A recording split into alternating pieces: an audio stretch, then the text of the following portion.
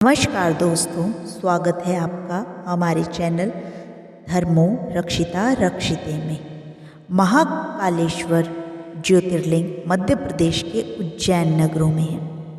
प्राचीन काल में उज्जैनी में राजा चंद्रसेन राज्य करते थे। वह परम शिव भक्त थे। एक दिन श्रीकर नामक एक 5 वर्ष का गोप बालक अपनी माँ के साथ उधर से गुजर रहा था।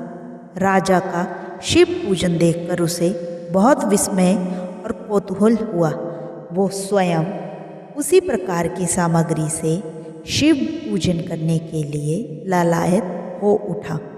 सामग्री का साधन ना जुट पाने पर लौटते समय उसने रास्ते से एक पत्थर का टुकड़ा उठा लिया।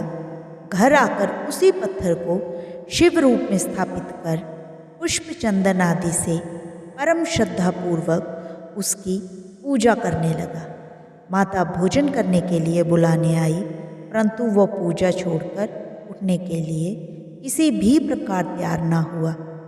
अंत में माता ने झल्लाकर पत्थर का वो टुकड़ा उठाकर दूर फेंक दिया।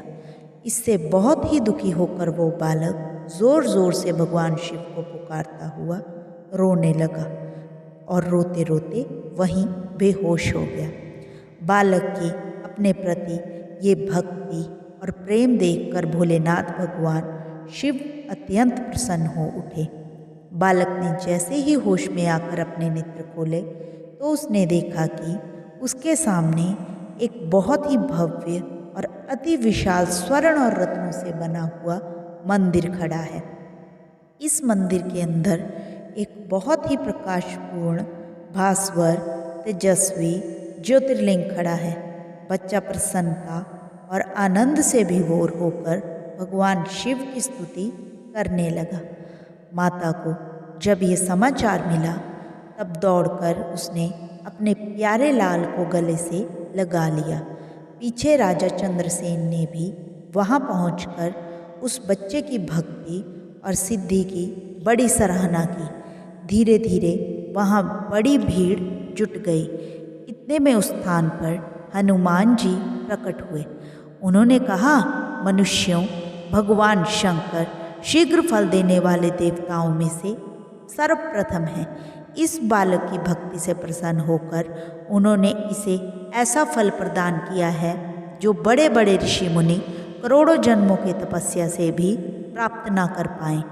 इस गोप बालक की 8वीं पीढ़ी में धर्मात्मा नंद गोप का जन्म होगा। द्वापर युग में भगवान विष्णु कृष्णावतार लेकर उनके वहाँ तरह तरह की लीलाएं करेंगे।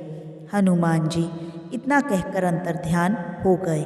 उस स्थान पर नियम से भगवान शिव की आराधना करते हुए अंत में श्रीकर गोप और राजा चंद्रसेन शिव धाम को चले गए। इस ज्योतिर्लिंग के विषय में एक अन्य कथा के अनुसार किसी समय अविंतकापुरी में वेद पाठी तपोनिष्ठ एक अत्यंत तेजस्वी ब्राह्मण रहते थे। एक दिन दूषण नामक एक अत्याचारी असुर उनकी तपस्या में विघ्न डालने के लिए वहाँ आया। ब्रह्मा जी से वर प्राप्त कर वो बहुत शक्तिशाली हो गया था।